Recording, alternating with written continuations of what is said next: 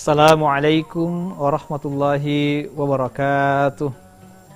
Alhamdulillah, alhamdulillahilladzi an'ama alaina bi ni'matil iman wal islam. Asyhadu an la ilaha illallah wahdahu la syarikalah. Wa asyhadu anna Muhammadan 'abduhu wa rasuluh.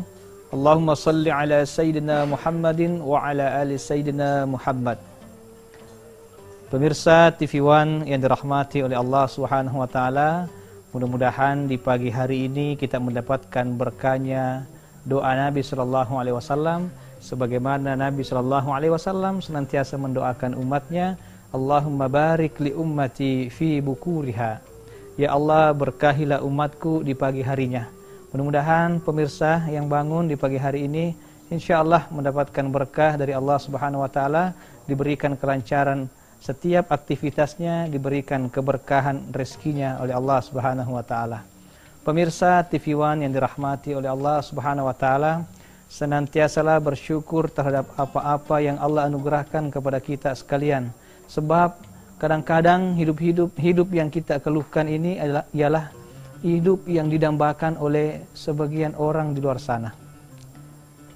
Hidup yang kita keluhkan terkadang itu adalah hidup yang diimpikan oleh sahabat-sahabat kita di luar sana. Kalau pemirsa jalan-jalan ke rumah sakit, mungkin melihat ada orang tengah malam bangun tahajud, bangun berdoa kepada Allah Subhanahu wa taala. Apa yang sesungguhnya mereka minta? Mereka minta bukan jabatan, mereka minta bukan harta, bukan kedudukan, bukan apa-apa. Yang mereka minta adalah mereka diminta kesembuhan oleh Allah Subhanahu wa taala, sebagaimana ya kesembuhan yang diberikan oleh kita. Mereka berdoa kepada Allah Subhanahu wa taala, ya Allah, sembuhkan jantungku ya Allah. Mereka menginginkan jantung yang sehat sebagaimana jantung yang kita miliki. Mereka berdoa, ya Allah, sembuhkan kakiku ya Allah, sembuhkan lukaku ya Allah, angkat penyakitku ya Allah, sembuhkan mataku ya Allah, sembuhkan kankerku ya Allah, sembuhkan kepalaku ya Allah. Hanya itu yang mereka minta. Mereka minta kesembuhan sebagaimana kesembuhan yang kita miliki. Terkadang kita mengeluh dalam bekerja, mengeluh dalam beraktivitas, capek dalam bekerja. Ingat, ketika Anda capek dalam bekerja, di luar sana banyak orang yang capek mencari kerja. Ketika Anda merasa sibuk bekerja, di luar sana banyak orang yang sibuk cari kerja. Kira-kira pilih mana? Sibuk kerja atau sibuk cari kerja? Capek kerja atau capek nyari kerja? Kalau sibuk kerja, capek kerja, masih ada yang diharapkan. Tapi kalau capek cari kerja, makanya pemirsa yang dirahmati Allah, kehidupan yang kita keluhkan bisa saja adalah kehidupan yang diimpi-impikan orang di luar sana. Ada seorang kaya raya, punya pekerjaan yang bagus, kemudian setiap hari ia disibukkan dengan pekerjaannya. Malam dia pulang ke rumah. Di saat anaknya sudah tertidur, anaknya belum bangun, ia udah berangkat lagi. Jadi hampir setiap hari tidak pernah merasakan kenikmatan bersama dengan keluarga. Begitu tiba di lampu merah, ia kemudian menoleh ke kanan, melihat ada Pak Tani yang sedang berkumpul dengan keluarganya, ada anak dan istrinya yang sementara pagi-pagi sedang kehujanan di tengah sawah. Maka orang itu berkata, alangkah bahagianya petani itu, bisa berkumpul dengan keluarganya, bisa bercanda gurau dengan keluarganya. Sementara saya ini tidak pernah merasakan kenikmatan sebagaimana kenikmatan yang dia rasakan. Saya hampir setiap hari pulang ke rumah setelah anak saya tidur. Saya berangkat bekerja sebelum anak saya bangun, kata orang itu. Namun ternyata petani yang melihat orang yang dekat lampu merah, yang memakai mobil yang megah, dalam hati petani itu, alangkah bahagianya orang itu. Hujan, ia tidak kehujanan. Ia memakai mobil bagus, ia memakai mobil mewah, dan dia bisa berjalan, berpergian kemana saja. Alangkah bahagianya orang itu. Pertanyaannya, manakah orang yang paling bahagia di antara keduanya? Pemirsa, yang paling bahagia adalah ketika kita merasa cukup dengan apa yang kita miliki, kita merasa qanaah, merasa cukup dengan pemberian Allah Subhanahu wa taala, bersyukur atas pemberian yang diberikan oleh Allah Subhanahu wa taala, maka insyaallah kita akan menjadi orang yang bahagia, hati menjadi tenang, keluarga menjadi sakinah, mawaddah warahmah. Nah, pemirsa TV One yang dirahmati oleh Allah Subhanahu wa taala, oleh karena itu jangan mengeluh, apalagi mengeluhnya kepada manusia. Boleh saja kita mengeluh, akan tapi mengeluhnya kepada Allah Subhanahu wa taala. Tengah malam bangun tahajud, memohon kepada Allah Subhanahu wa taala. Jika memang kita ada masalah, bangun tahajud. Maka ketika kita bangun tahajud, disitulah kita luapkan segala kegundahan hati kita kepada Allah Subhanahu wa taala. Ustaz, saya nggak tahu berdoa. Minta sama Allah, bercakaplah sama Allah, bercakap-cakap saja dengan Allah sesuai dengan hati kita. Mintalah apa-apa yang ingin kita minta kepada Allah Subhanahu wa taala. Kalau ada masalah, jangan curhatnya di medsos. Kalau ada masalah, jangan curhatnya di FB, tapi curhatnya di tempat sujud, memohon kepada Allah Subhanahu wa taala. Karena memang yang namanya kehidupan, tidak ada satupun manusia yang tidak diuji oleh Allah Subhanahu wa taala. Semua manusia pasti punya masalah. Presiden punya masalah, bupati punya masalah, rakyat punya masalah, orang kaya punya masalah, orang miskin apalagi, orang sehat punya masalah, orang sakit apalagi, semua kita punya masalah. Yang terpenting adalah bagaimana cara menyelesaikan masalah tanpa masalah. Ya, bukan pegadaian. Pegadaian itu kalau nggak dibayar kan lelang juga, muncul masalah baru. Bagaimana cara menyelesaikan masalah? Bangun tengah malam, berdoa kepada Allah Subhanahu wa taala, memohon, merintih. Kadang-kadang Allah itu menahan doa yang kita panjatkan karena Allah masih pengen mendengarkan rintihan-rintihan kita. Allah masih rindu dengan air mata kita. Allah masih menginginkan kita mengadu kepadanya. Maka jangan pernah berhenti berdoa karena kita tidak tahu doa mana yang akan diijabah oleh Allah Subhanahu wa taala. Terus-teruslah mengangkat tangan, maka insya Allah akan turun tangan menolong hamba-hambanya yang berdoa kepada Allah Subhanahu wa taala. Oleh karena itu, pemirsa TV One yang dirahmati oleh Allah Subhanahu wa taala, teruslah memohon kepada Allah sebab tiada manusia yang tidak punya masalah. Karena memang syarat kita diciptakan, tujuan diciptakan manusia liyabluwakum ayyukum ahsanu amala. Ialah untuk menguji kalian. Lagi-lagi menguji siapa yang terbaik amalnya di antara kalian. Terbaik amalnya di antara kalian. Jadi mulai dari Nabi Adam alaihissalam sampai kepada manusia yang paling terakhir, semua itu diuji oleh Allah Subhanahu wa taala. Tidak ada manusia yang lepas dari ujian. Tidak ada manusia yang lepas dari ujian Allah Subhanahu wa taala. Bahkan ketika Anda ditanya mau masuk surga, tentu kita akan menjawab mau, tapi jangan sekarang. Ketika kita ditanya mau masuk surga, kata Allah, am hasibatum an tadkhulul jannah walamma ya'tikum mathalul ladzina khalau min qablikum. Apakah engkau mengira akan dibiarkan masuk surga begitu saja? Sebelum datang kepadamu ujian sebagaimana orang-orang sebelum kamu juga diuji oleh Allah Subhanahu wa taala. Jadi orang-orang sebelum kita itu semua diuji oleh Allah Subhanahu wa taala. Mulai dari Nabi Adam alaihissalam yang tadinya merasakan kenikmatan-kenikmatan dalam surga, yang kemudian tadinya merasakan keindahan-keindahan panorama-panorama di surga bersama sang istri, lalu kemudian dikeluarkan dari surga. Bayangin tuh, kalau kita misalkan udah ngerasain yang namanya punya harta, punya jabatan, kekayaan, tiba-tiba jatuh miskin, gimana tuh rasanya?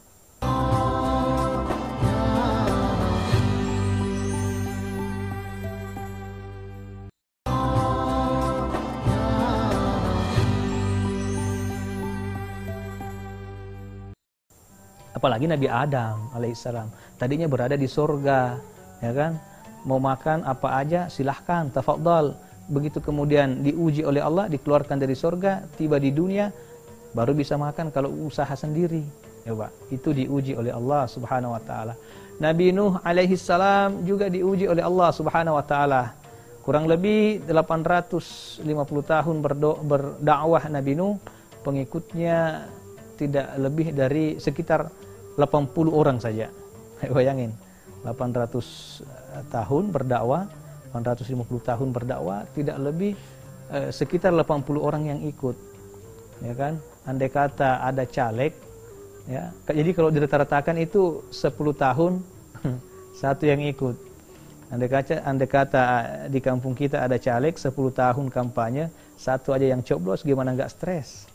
Nah ini Nabi Nuh alaihissalam, makanya dengan kesabarannya menghadapi kaumnya, dengan menghadapi ujian Allah itu, Nabi Nuh alaihissalam masuk dalam daftar ulul azmi. Maka semua diuji oleh Allah Subhanahu wa taala. Tidak ada manusia yang tidak diuji. Nabi Ibrahim alaihissalam banyak sekali ujian. Ini sudah lumrah kisah Nabi Ibrahim. Bagaimana Nabi Ibrahim pertama diuji menghadapi ayahnya, pembuat patung, ya kan? Setelah itu apakah selesai? Oh tidak.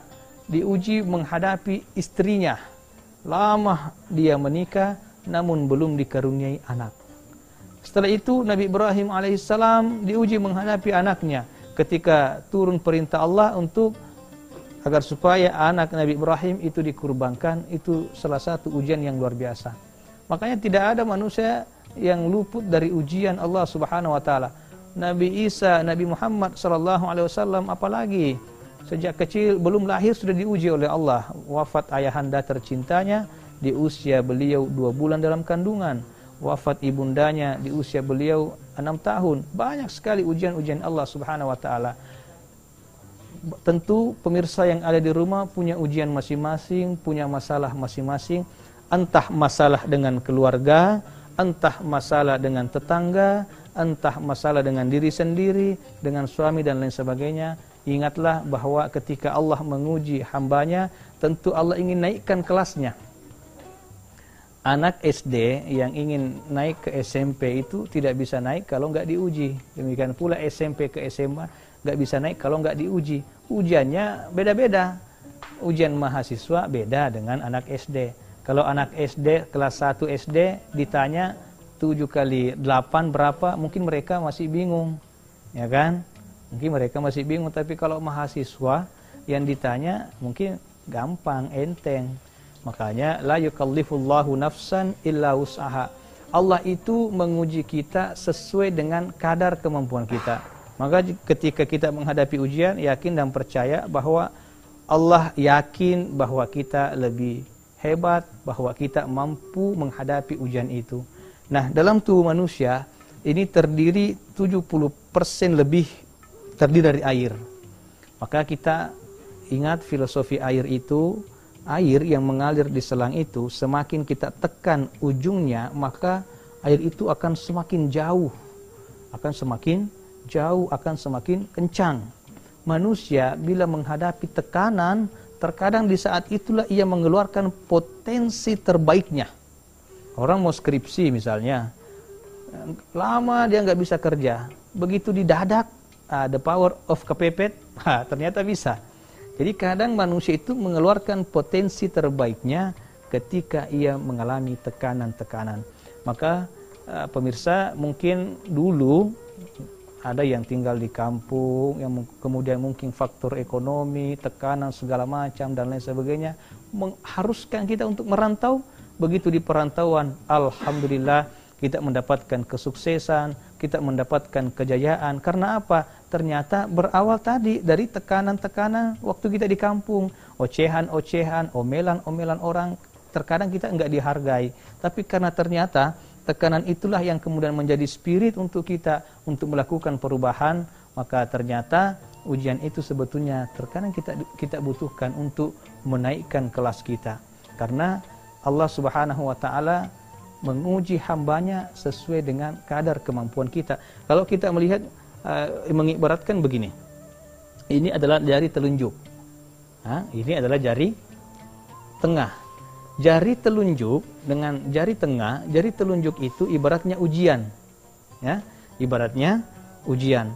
Jari tengah itu ibaratnya kemampuan kita, sehingga jari tengah itu selalu akan sedikit lebih tinggi dibanding jari telunjuk. Artinya apa? Dalam menghadapi ujian-ujian, kemampuan kita dalam menghadapinya akan lebih tinggi sedikit dibanding ujian itu. Itulah la yukallifullahu nafsan illa wus'aha. Allah itu tidak akan menguji hambanya di luar batas kemampuan hambanya. Oleh karena itu, pemirsa, yang diuji dengan keluarga, yang diuji dengan utang piutang, Insya Allah kalau misalkan diuji dengan utang piutang, selama kita ada niat untuk membayar, pasti Allah akan membukakan jalan. Pasti. Yang susah itu kalau misalkan orang ngutang emang nggak niat bayar, ya susah, ya kan? Ataukah mungkin kita diuji dengan keluarga, ya, diuji dengan anak, karena ujian itu banyak macamnya. Walanabluwannakum bisyai'in minal khaufi wal ju'i wa naqsin minal amwali wal anfusi wath thamarat wa basyiris sabirin. Terkadang kita diuji dengan makanan, terkadang diuji dengan harta, terkadang diuji dengan kekurangan keluarga, dan lain sebagainya. Tapi di akhir ayat itu Allah memberikan kabar gembira. Wa basyiris sabirin, berikanlah kabar gembira kepada orang-orang yang sabar. Maka bersabarlah. Sabar itu apa sih? Sabar itu yang namanya sabar itu pada saat dentuman pertama. Misalnya ada orang yang tiba-tiba nggak sengaja atau apa mukul kita, nyenggol kita, di situ kadang ada dentuman pertama, langsung kita mau marah. Kapan kita meredam? Itulah sabar. Ya, maka pemirsa yang dirahmati Allah, apapun yang menimpa kita, diuji dengan rumah tangga, mudah-mudahan kita bisa melewati ujian itu sehingga insya Allah keluarga kita menjadi keluarga yang sakinah, mawaddah warahmah. Ya, keluarga yang sakinah juga bukan berarti keluarga yang tidak pernah merasakan yang namanya konflik. Gak ada cerita itu keluarga yang gak punya masalah.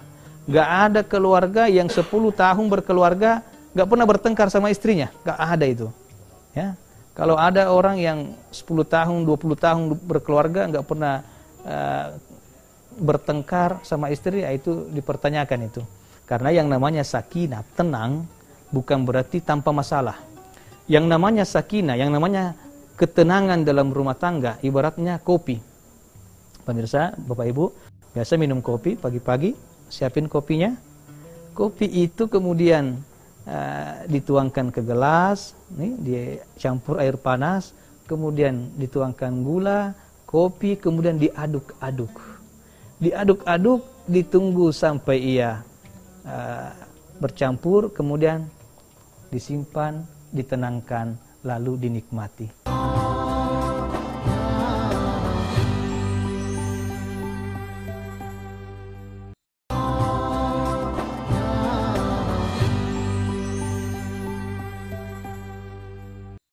Kehidupan di rumah tangga juga begitu. Kehidupan kita juga begitu. Ya, kadang keluarga kita itu ada masalah, diaduk-aduk, tapi tenang, simpan, tenangkan. Insya Allah setelah itu akan nikmat kembali. Jadi tidak ada gading yang tak retak, tidak ada laut yang tak berombak, tidak ada gunung yang tak berbatu, tidak ada keluarga yang tidak mengalami yang namanya masalah. Nah, oleh karena itu, bagaimana cara mengelola masalah, mengelola emosi, ya. Kalau misalkan dalam rumah tangga, ya kelola emosi. Kalau misalkan suaminya marah, istrinya diam. Jangan nyahut sekali-kali, ya kan. Nanti boleh dinasehatin ketika suaminya lagi redah. Begitupun sebaliknya, saling mengerti, saling memahami satu sama lain. Insya Allah keluarga kita akan menjadi keluarga yang sakinah, mawaddah warahmah. Begitupun masalah dengan anak-anak kita. Nah, terutama anak-anak kita, pemirsa. Anak-anak zaman sekarang kan ya bisa dibilang generasi tunduk, generasi dikit-dikit tunduk main HP, ya kan? Sehingga mengurangi kepekaan sosial, kecerdasan sosialnya itu terkurangi. Kadang mendekatkan yang jauh mendekat, yang dekat menjauh. Nah, kadang ada orang tua memukul anaknya karena merusak HP-nya. Tapi nggak ada orang tua memukul HP-nya karena merusak anaknya. Oleh karena itu, anak kita juga perlu dididik. Ini salah satu masalah dalam rumah tangga adalah mendidik anak. Gimana anak nggak main HP, orang tuanya juga main HP dan lain sebagainya. Ya kan? Nggak ada masalah, cuman dibatasin. Ya. Jadi yang namanya konflik, yang namanya masalah, semua orang punya masalah. Ya. Akan tetapi beda-beda masalah setiap manusia. Yang terpenting bukan masalahnya, akan tetapi bagaimana kita menghadapi masalah. Insyaallah, wa may yattaqillaha yaj'al lahu makhraja wa yarzuqhu min haitsu la yahtasib wa may yatawakkal 'ala Allahi fa huwa hasbuhu innallaha balighu amri qad ja'ala Allahu likulli syai'in qadara. Siapa yang bertakwa kepada Allah, yaj'al lahu makhraja, maka Allah akan berikan solusi dari setiap permasalahan yang dia hadapi. Wa may yatawakkal fahuwa hasbuhu. Siapa yang bertawakal, berserah diri kepada Allah, maka Allah akan mencukupkan rezekinya. Wa yarzuqhu min haitsu la yahtasib. Dan Allah berikan rezeki dari jalan arah yang tidak disangka-sangka.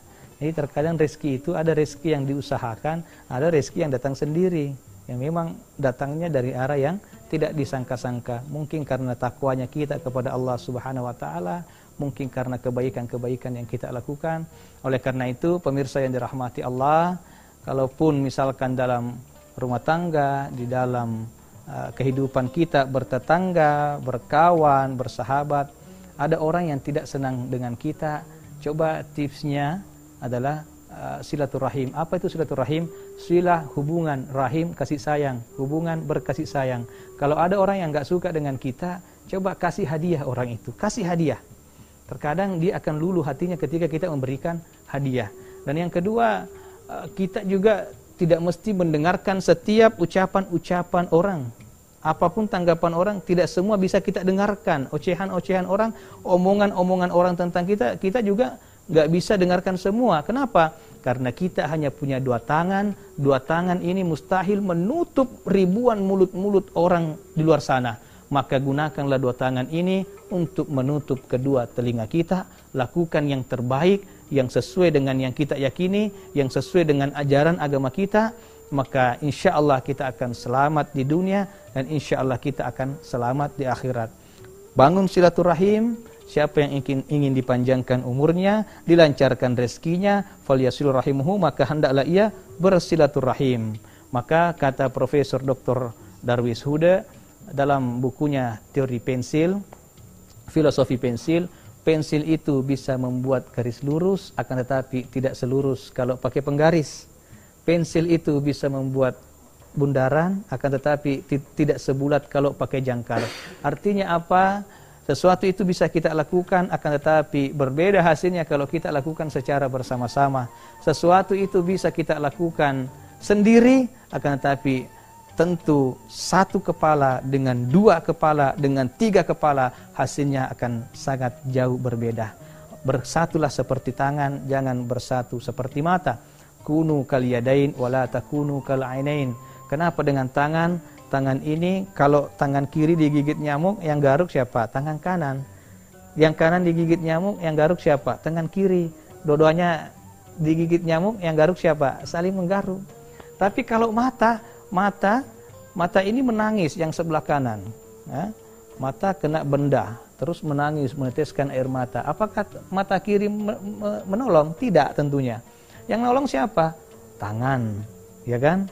Dan tangan itu punya job masing-masing. Ada tangan kanan, ada tangan kiri. Yang baik-baik tangan kanan. Yang makan kue tangan kanan. Yang makan apa-apa tangan kanan. Kalau tangan kiri tugasnya di toilet. Tapi ini nggak pernah protes. Kenapa? Karena tangan kanan selalu memberikan tangan kiri itu hadiah. Siapa yang pakai jam tangan? Tangan kiri. Itu adalah hadiah dari tangan kanan. Artinya apa? Ketika kita misalkan mampu memerintah seseorang, ingatlah senantiasa kasih hadiah. Ya, pemirsa TV One yang dirahmati oleh Allah Subhanahu Wa Taala, kita saling berkasih sayang, banyak-banyak bersyukur kepada Allah Subhanahu Wa Taala. Jangan mengeluh dengan apapun yang Allah berikan kepada kita, berbaik sangka kepada Allah Subhanahu Wa Taala. Mungkin Allah memberikan ujian kepada kita untuk mengangkat derajat kita. Mungkin ada sesuatu yang hilang dalam diri kita. Allah ingin menggantikan sesuatu itu dengan sesuatu yang lebih baik.